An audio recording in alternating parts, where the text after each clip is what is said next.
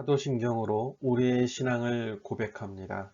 전능하사 천지를 만드신 하나님 아버지를 내가 믿사오며 그 외아들 우리 주 예수 그리스도를 믿사오니 이는 성령으로 잉태하사 동정녀 마리아에게 나시고 본디오 빌라도에게 고난을 받으사 십자가에 못 박혀 죽으시고 장사한 지 사흘 만에 죽은 자 가운데에서 다시 살아나시며 하늘에 오르사 전능하신 하나님 우편에 앉아 계시다가 저희로서 산 자와 죽은 자를 심판하러 오시리라. 성령을 믿사오며 거룩한 공예와 성도가 서로 교통한 것과 죄를 사하여 주시는 것과 몸이 다시 사는 것과 영원히 사는 것을 믿사옵나이다. 아멘.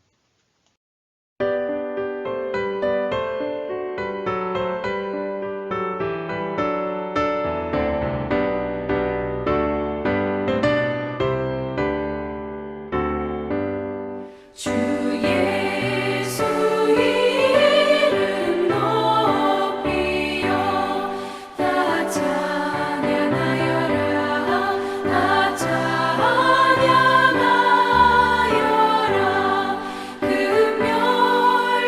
금멸류관을 들여서 만유의 주를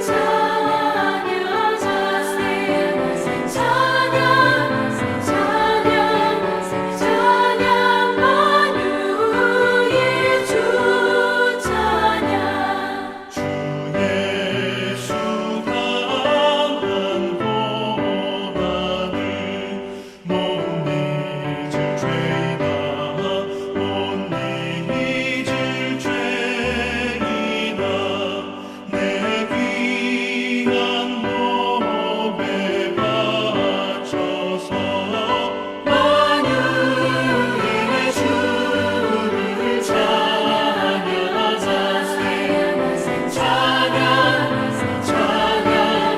찬양 만유의 주 찬양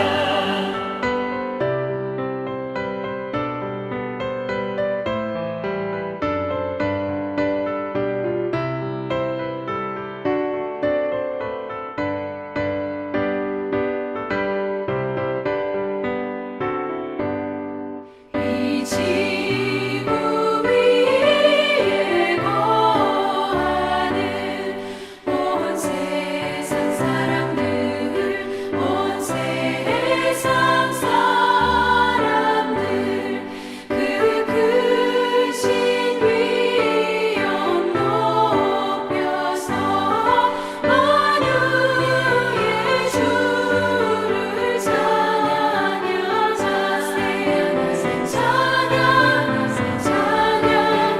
찬양 만유의 주 찬양 주 믿는 성도 다 함께 주 앞에 엎드려 주 앞에 엎드려 무궁한 노래 불러서 만유의 주를 찬양하세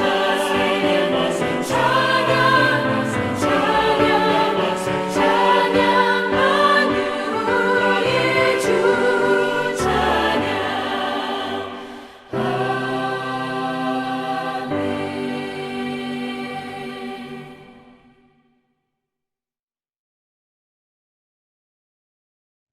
오늘의 말씀 창세기 2장 15절부터 17절 말씀입니다.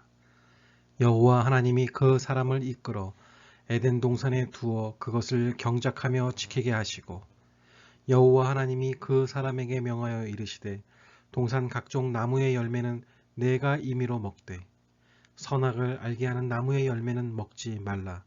내가 먹는 날에는 반드시 죽으리라 하시니라. 아멘. 할렐루야. 오늘은 새해를 준비하는 나의 마음가짐이라는 제목으로 하나님의 말씀 함께 나누겠습니다. 우리는 지난 시간에 하나님께서 인간을 지으실 때 하나님의 형상대로 지으셨다. 그런 것을 알게 되었습니다. 하나님의 형상대로 지으셨다는 것은 우리 인간의 모습과 속성 가운데 하나님을 닮은 부분이 있다라는 것입니다. 인간이 다른 동물들과 구별될 수 있는 것 중 하나가 도덕적인 존재들이라는 것입니다. 도덕적인 것을 다른 말로 하면 양심이라고 할 수 있는데, 양심은 우리의 마음 가운데 주신 하나의 이 마음의 법으로서 인간이 하나님의 뜻대로 살아야 함을 알려주는 역할을 합니다. 그런데 오늘날 도덕성과 양심의 모습을 잃어버리는 사람들을 자주 보게 됩니다. 제 입에 담기도 어려운 정인이 사건을 비롯한 영유아 살인 사건들이 연일 뉴스 헤드라인에 나오고 있습니다. 더 충격적인 것은 그들의 배경에 교회와 목회자의 자녀라는 그런 소문들이 들리고 또 사실이라고도 합니다. 너무나 안타까워 뉴스나 기사를 조금 보다 다른 데로 돌려버립니다. 제 자식이 생각이 나거든요. 예전에는 그저 나쁜 사람들 이 정도 감정을 가졌다면 지금 자식이 있는 저의 마음에는 그들 향한 분노와 안타까움 또 아픔의 마음에 너무나 힘든 감정이 생깁니다. 어떻게 해서 하나님의 형상대로 창조된 아름다운 인간들이 하나님의 도덕성과 하나님이 주신 양심을 가지고 사는 우리 인간들이 이렇게 타락하며 죄 가운데 살 수밖에 없는 존재가 되어버렸을까? 너무 안타깝습니다. 그 이유는 확실하게 죄 때문입니다. 오늘 말씀을 보면 두 그루의 나무가 등장을 하죠. 9절을 보시겠습니다. 여호와 하나님이 그 땅에서 보기에 아름답고 먹기에 좋은 나무가 나게 하시니 동산 가운데에는 생명나무와 선악을 알게 하는 나무도 있더라. 아멘. 그 나무들에 대해 성경은 생명나무와 선악을 알게 하는 나무라고 이야기하죠. 두 그루의 나무는 서로 반대되는 속성을 가지고 있습니다. 생명의 나무는 영원한 생명을 주는 나무이고 선악을 알게 하는 나무는 영원한 죽음을 주는 죽음의 나무라고 볼 수 있습니다. 하나님은 아담에게 이 선악을 알게 하는 나무의 열매를 먹으면 반드시 죽으리라고 말씀하셨기 때문입니다. 결과적으로 여러분들이 아시는 바와 같이 아담과 하와는 하나님이 먹지 말라던 선악을 알게 하는 나무의 열매를 먹게 되어 하나님 앞에 죄를 짓게 되고 결국 에덴 동산에서 쫓겨나게 됩니다. 결국에 아담과 하와라는 우리의 인류의 조상이 죄를 범했기 때문에 오늘날 저와 여러분은 계속해서 죄 안에 살아갈 수밖에 없는 존재가 되었다는 것입니다. 그렇다면 우리는 여기서 다음과 같은 질문을 던질 수 있습니다. 왜 하나님께서는 에덴 동산에 생명의 나무와 죽음의 나무를 만드셨는가? 처음부터 선악을 알게 하는 나무, 죽음의 나무를 만드시지 않으시고 생명의 나무로만 만드셨다면 왜 선악의 나무를 만드셔서 아담과 하와가 죄를 짓게 하셨는가? 이런 질문입니다. 우리는 이 질문에 대한 답을 오늘 말씀을 통하여 찾아보는 시간을 가져보겠습니다. 첫 번째, 하나님은 우리에게 자유의지를 주셨기 때문입니다. 성경은 여러 곳에서 생명과 죽음의 선택에 관해서 우리에게 강력하게 말씀하고 계십니다. 신명기의 말씀을 보면 애굽을 탈출한 이스라엘 백성들이 40년 광야 생활을 거의 끝마치고 약속의 땅 가나안에 들어가기 위해 모여 이야기를 합니다. 이때 주의 종 모세가 이스라엘 백성들에게 다음과 같이 외치는데요. 신명기 30장 19절입니다. 오늘날 하나님께서 너희에게 생명과 사망, 복과 저주를 너 앞에 두었은즉 너와 내 자손은 택하여라. 아멘. 이 말씀은 인간은 생명과 사망, 복과 저주를 선택할 수 있는 자유의지를 지닌 존재라는 것을 말씀하고 계십니다. 하나님께 생명을 구하고 합당한 삶을 살면 그걸 주시고 하나님께 복을 구하고 합당한 삶을 살면 복을 주시는 겁니다. 입술에 권세 있어 사랑의 말, 행복의 말, 기쁨의 말을 하면 주시고, 그것이 아닌 불평, 불만, 저주, 탐욕 등의 죄의 말을 하면 저주를 선택한다는 내용입니다. 우리는 믿는 사람으로서 하나님 보시기에 말을 예쁘게 해야 합니다. 오늘 본문에서 하나님이 생명나무와 선악을 알게 하는 나무를 만드신 이유도 바로 이와 같은 맥락에서 이해하시면 좋습니다. 하나님은 아담과 하와에게도 자유의지를 주신 것입니다. 아담과 하와가 스스로의 의지를 가지고 직접 생명과 사망, 복과 저주, 이것을 선택할 수 있는 선택의 자유를 주셨단 말입니다. 우리는 어떻습니까? 우리도 선택할 수 있습니다. 아니, 선택하며 살아야 합니다. 우리의 삶과 이 성장은 선택의 연속이라고 할 수 있죠. 학교도 선택해야 하고요. 직장도 선택해야 하고요. 하다못해 핸드폰, 가전제품, 수많은 제품들 중에서 선택을 해야 우리가 살아갈 수 있습니다. 저에게 이런 일이 있었습니다. 10,000원짜리 시계였는데요. 길 가다가 그럭저럭 쓸만해 보여서 좌판에서 하나 이렇게 샀습니다. 그런데 며칠이 지나지 않아서 고장이 난 거예요. 저는 그래서 그냥 그런 거 없이 그냥 버렸습니다. 물론 10,000원이 작은 돈이 아니지만 제가 이 시계를 자판에서 선택할 때에는 조만간 고장 나겠지. 지금 당장 필요하니까 좀 사자. 그때 버리자. 이런 마음이 있었어요.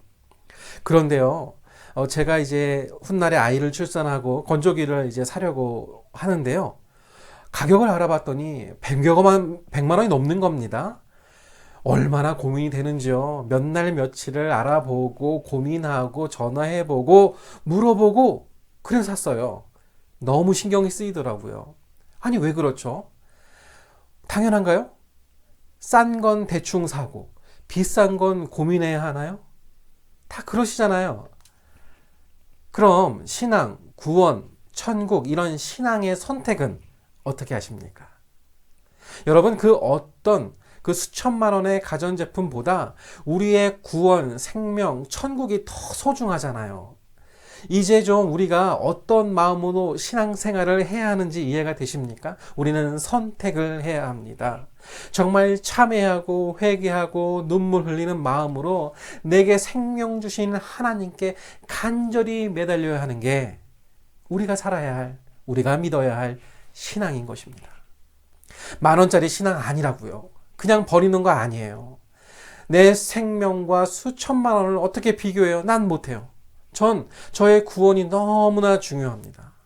가전제품, 직장, 미래 이것보다 더 중요한 선택이 있음을 우리는 우리의 삶 가운데 항상 기억해야겠습니다. 그것은 우리의 영원한 삶을 좌우하는 예수님을 선택하는 것. 우리의 인생은 어떤 선택을 하느냐에 따라 영원히 좌우됩니다. 영원한 생명과 영원한 죽음을 선택해야 하는 갈등 상황에 끊임없이 부딪히겠죠. 우리는 그럴 때마다 하나님이 우리에게 기대하시는 대로 올바른 도덕의 선택을 할 수 있어야 합니다. 우리는 어떠한 선택을 해야 할까요? 생명의 선택입니까? 사망의 선택입니까? 바라본 교회와 함께하는 바른 선택을 하시는 여러분들 되시기를 소원합니다. 두 번째로, 하나님은 우리에게 자유의지의 남용에 대한 책임을 주셨습니다. 하나님의 말씀을 거역하고 하나님이 허락하신 자유를 남용할 때에 어떤 결과가 오는지 17절에서 말씀하시는데요. 함께 보시겠습니다. 17절입니다. 선악을 알게 하는 나무의 열매는 먹지 말라. 내가 먹는 날에는 반드시 죽으리라 하시니라. 아멘. 여러분, 이 말씀의 포인트는 인간에게 금지된 일이 있다라는 것입니다. 즉, 한계가 있다는 것을 알려주시는 말씀입니다. 생명나무와 선악나무를 하나님이 보여준 것은 인간의 자유에는 한계와 경계가 있다는 것입니다. 이것은 아담과 하와가 하나님이 자신을 창조한 분이시고 하나님이 그들의 주인이 되심을 알려주는 역할을 했습니다. 아담과 하와가 에덴에서 선악의 나무를 보면 어떤 생각을 했겠습니까? 아, 이것은 하나님이 절대 만지지도 말고 먹지도 말라고 한 나무였지. 내가 하나님의 말씀에 순종해야겠다. 이런 생각을 했을 것입니다.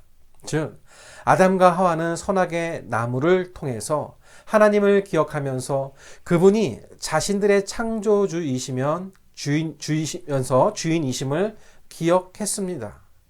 그러니까 이것은 아담과 하와가 범죄하게 만드신 것이 아니라 아담과 하와가 언제까지나 자신들은 하나님의 피조물이고 하나님은 자신들의 주인임을 망각하지 말라라는 일종의 이 표지판의 역할을 했던 것입니다.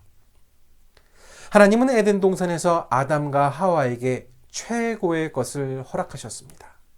에덴 동산에서는 우리가 느끼는 공포와 슬픔, 두려움, 배고픔과 같은 것이 없는 천국과도 같이 완벽한 곳이었습니다.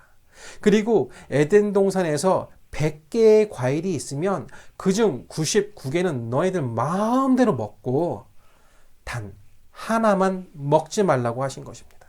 그런데 결국 이러한 큰 축복 가운데 인간은 그것에 감사하지 못하고 자신이 누릴 수 없는 하나에 집착하여 마침내 하나님께서 하지 말라고 한 것을 했던 것입니다. 이것은 결국 자신은 피조물이고 하나님은 창조주라는 사실을 잊어버리고 그들 스스로가 삶의 주인이 되겠다라고 교만한 마음을 먹은 것입니다. 아주 중요한 포인트입니다. 여러분, 신앙의 성장에서 교만은 가장 큰 죄입니다. 우리의 자유를 하나님의 말씀을 여기는 것으로 잘못 사용할 때에는 반드시 죽으리라는 엄청난 대가를 치러야 합니다. 이 말씀은 하나님의 말씀을 어기고 도덕성과 양심을 거부한 인간에게 내리는 하나님의 준엄한 경고이기 때문입니다. 우리가 이 세상에서 하나님의 기대를 저버리고 하나님의 뜻에 어긋나게 살았던 모든 것들, 주님 앞에 범죄한 일들은 모두 하나님의 심판대에서 우리는 책임져야 할 것입니다. 반드시 죽으리라는 말씀 앞에서 죽음은 비단 육체의 죽음만을 의미하지 않습니다. 반드시 죽으리라는 이 말씀은 내 영혼의 죽음까지 의미합니다. 영혼의 죽음은 하나님과의 관계의 단절, 끊어짐을 뜻합니다. 죄를 지은 순간부터 아담의 삶은 하나님이 없는 삶이었습니다. 영혼이 죽어서 더 이상 하나님과 교제할 수도 없고 삶 가운데 하나님이 없는 인간들의 모습이 어떤가요? 너무나 비참합니다. 연일 뉴스에 나오는 양부모의 끔찍한 이 만행은 어디서 온 것일까요? 바로 죄에서 왔습니다. 죄입니다. 하나님 말씀에 불순종했던 우리의 결과인 것입니다. 그리고 이것은 과거 아담과 하와에게만 해당되는 것이 아니라 오늘을 살아가는 저와 여러분에게도 해당되는 것입니다. 저와 여러분은 지금도 삶 가운데 선악과를 따먹는 죄를 짓고 있을 줄 모릅니다. 알고도 지은 죄가 있고요. 모르고도 짓는 죄가 있습니다. 나는 나를 볼 수 없습니다. 그래서 남을 비방하죠. 쉽게 비방합니다. 하지만 그러면 안 되겠습니다. 죄의 판단은 하나님이 하시는 것이지 사람이 하는 것이 아닙니다. 자, 그렇다면 이미 죄를 범한 우리가 어떻게 생명의 나무가 있는 천국에 갈 수 있겠습니까? 그 유일한 방법은 구원의 길이 되시는 예수 그리스도입니다. 사실 우리 인간이 잘못했으니까 그 잘못에 대한 책임은 우리에게 있습니다. 그것이 당연한 것이죠. 그러나 하나님은 친히 우리의 죄에 대한 책임을 자신이 지시기로 작정하셨습니다. 이것이 바로 하나님 아버지의 마음입니다. 십자가 나무 아래에 있는 자마다 십자가에서 피 흘리고 돌아가신 예수 그리스도를 통해서 죄 사함 받고 그분을 통해서 새로운 삶을 얻게 되는 것이죠. 하나님 십자가 사랑이 나를 숨쉬게 했고 흘린 그 피가 영원히 나를 살게 합니다. 내가 비방의 소리와 억울한 누명을 썼다 할지라도 나를 이해해 주시고 끝까지 내 이야기에 귀 기울여 주시는 분이 하나님이시죠. 그리고 그 문제를 해결해 주시는 능력 있으신 분이 우리의 하나님이시죠. 우리 하나님이 그런 분이십니다. 그래서 하나님 믿고 예수 믿어야 합니다. 특히 여러분 삶 가운데 관계의 어려움, 근점적인 물질적인 어려움이 있는 성도들이 계십니까? 더욱 기도하셔야 합니다. 특히 금전 문제는 사탄 마귀가 우리를 건드리는 가장 쉬운 방법이며 가장 효과적인 방법입니다. 너무나 어려운 공격이죠. 피하기 힘듭니다. 교회 떠나는 거 너무나 쉽게 생각해 버릴 정도입니다. 그러나 우리 하나님께서는 가만두지 않으시죠. 왜냐고요? 우리를 하나님의 자녀 삼아 주셨기 때문에 그래요. 그래서 해결할 방법도 주셨습니다. 예수님의 말씀에 순종하는 삶을 살면 되는 것입니다. 혼자서는 힘들죠. 그래서 교회의 교제가 필요한 것입니다. 교회의 충성, 11조 생활, 감사헌금 등의 생활, 이 물질의 소유권을 주신 이가 주님이심을 하나님께 감사드리는 삶을 살아야 한다는 것이죠. 우리는 저번 주에 청지기라는 단어에 대해서 이야기 나눴었죠. 청지기가 무엇입니까? 소유권을 가지신 분의 재산을 맡아 대신 일하는 자라는 뜻 아니겠습니까? 우리의 모든 삶은 하나님의 것입니다. 우리는 단순히 청지기의 삶을 살고 있는 것이죠. 네, 그렇습니다. 힘들죠. 왜 안 힘들겠습니까? 나한테 필요한 것 있죠. 처음은 다 힘이 들어요. 하지만 내 안에 있는 교만, 욕심, 주님께 내려놓으세요. 재정에 어려운 문제 있으시죠? 하나님께 드려보세요. 해결해 주십니다. 관계에 어려움 있으십니까? 하나님께 엎드려 기도하시고 드려보세요. 해결해 주십니다. 하나씩 풀립니다. 지혜를 구하십시오. 하나씩 주십니다. 그렇게 주님 만날 때 주님은 환한 미소로 나를 안아주실 것입니다. 그 어떤 어려움 속에서도 우리를 숨쉬게 하시고 주님의 은혜로 우리를 돌봐주실 것입니다. 이것이 복음이요. 이것이 기쁜 소식입니다. 주변에 그런 분들 계십니까? 복음을 전하십시오. 그분은 그 순간부터 그 어려움에서 해방될 것입니다. 십자가는 비단 그리스도의 죽음이 우리를 용서하는 근거가 되었음을 선언할 뿐 아니라 한 걸음 더 나아가 부활하신 그분을 통해 죄를 용서받은 자로서 하나님이 기대하시는 놀라운 삶, 소망의 삶을 살 수 있는 길을 열어주시는 것입니다. 주님은 내가 곧 길이요 진리요 생명이니 나로 말미암지 않고는 아버지께로 올 자가 없느니라 요한복음에서 말씀하셨습니다. 목적도 없이 방황하는 삶을 청산하고 이제 새로운 소망의 삶, 새로운 소망의 새해의 시작, 그런 새로움을 갖고 길을 가시는 성도님들 되시기를 이 시간 축복드립니다. 말씀을 마치며 오늘은 특별한 순서를 가지려고 합니다.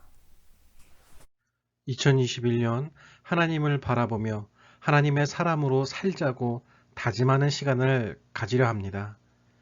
교회 청지기 헌신 서약을 저와 함께 따라서 읽어주시면 되겠습니다. 나는 교회의 청지기로서 교회를 온전케 하는 일과 그리스도의 몸을 세우는 일에 감사와 화목과 충성으로 아래와 같이 헌신할 것을 서약합니다. 나는 주일 성수뿐 아니라 교회의 모든 집회에 열심히 참여하여 나 자신의 영적 성장, 교회를 위해 그리고 나라를 위해 기도하는 사람이 되겠습니다. 나는 교회의 이전과 부흥이 하나님께서 주신 사명으로 알고 최선을 다해 기도하고 물질로 협력하겠습니다. 나는 가정과 이웃의 복음화를 위하여 내게 주어진 은사를 최대한 활용하여 교회의 화평과 부흥을 위해 힘써 봉사하겠습니다. 그리고 1년 동안 전도 대상자를 작정하고 꼭 전도하겠습니다.